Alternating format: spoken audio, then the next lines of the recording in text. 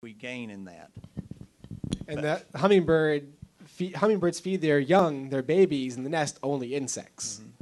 So in the middle of the summer, when they have young in the nest, they're not looking for your sugar water. They're looking for insects for their young. If you'll notice, every year when they start coming through and migrating in late March, April and May, everybody gets real excited about it because they see them coming in. And it took me a little bit of time to figure this out, but they all of a sudden, about the end of May and first part of June, we start getting calls about what's happened to the hummingbirds. Did I do something wrong, or where'd they go? Well, it's exactly kind of what Dan said. They come here and then they go to the nest and they mate and so forth, and they really pull away from your feeders as much as they were. Then all of a sudden, the babies are grown and fledge and everything, and then all of a sudden it's like, wow, there's so many more birds. And then that's when they're really looking to fuel up. And they're still looking and enjoying the insects, but that's when they're hitting the nectar, hitting your feeder so much more. But let me just, before I forget, talking about the red, from what I've read, for the color red, and then I've read about the fact that there are those who say yes and those who say no. I think, as someone said, the definitive answer, you can always err on the side of no coloring. That's the best. And again, though, Dan can probably talk about it from a more scientific standpoint, but there was a discussion and concern about how the red food coloring was affecting their digestive systems.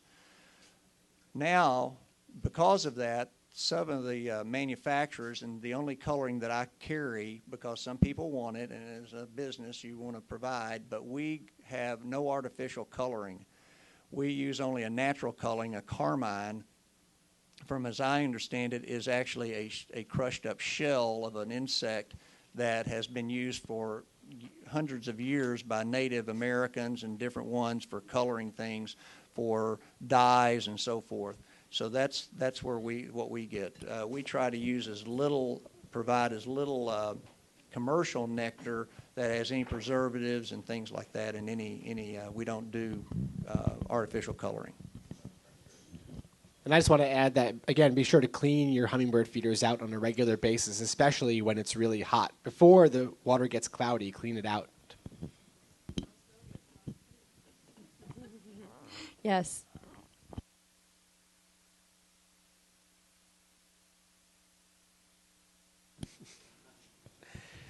Question is, has there been documented range expansions of some species northwards? And yes, that's one of the things that Audubon has learned from the Christmas bird count, is that some species have expanded their range northward. And we've correlated this northward expansion with changes in temperature, with warming December and January temperatures over time. And in some winters where it's a bit colder, some of those birds don't go as far north. When it's warmer, they will go a little further north. So birds are adaptive, and they can shift their ranges north and south depending upon the temperatures at that time. But overall, over the last 40 years or so, there has been a general increase in range northwards of some species.